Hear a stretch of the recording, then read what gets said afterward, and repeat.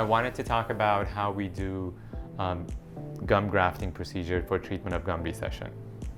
So what I'm using is a model of an upper jaw, and there are various ways of treating gum recession, but the gold standard still is using your own tissue to cover the area of deficiency. And the best source of that tissue is your palate.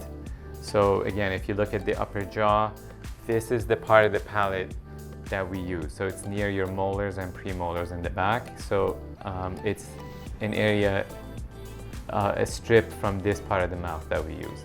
A common misconception is that we use a tissue in the middle of the palate, but that's not where we go.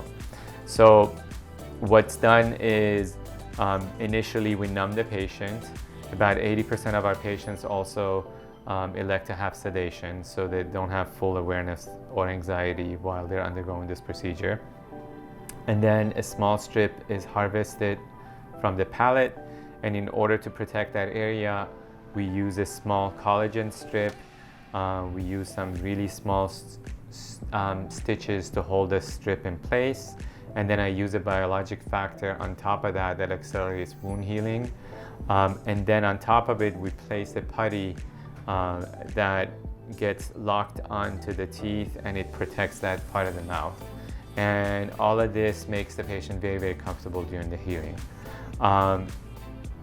Historically, this used to be the most uncomfortable part of the procedure, but with all these steps that we take, our patients do really well.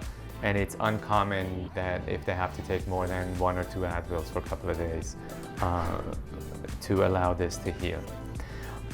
Then I'm gonna show you a schematic of how this works. So in this case, there's recession on the lower 2 front teeth. So what we do is we go to the palate, we harvest that small strip of tissue, and in real life, the tissue we take is actually smaller than what's shown in this schematic. And then it's brought over to the area of deficiency, and we use very small stitches to secure that in place. These stitches are finer and smaller than the strands of your hair, so they don't really irritate or bother you at all. And it typically takes about 10 days for the gum graft and the surrounding tissues to incorporate together so that it stays there and it'll be yours for life.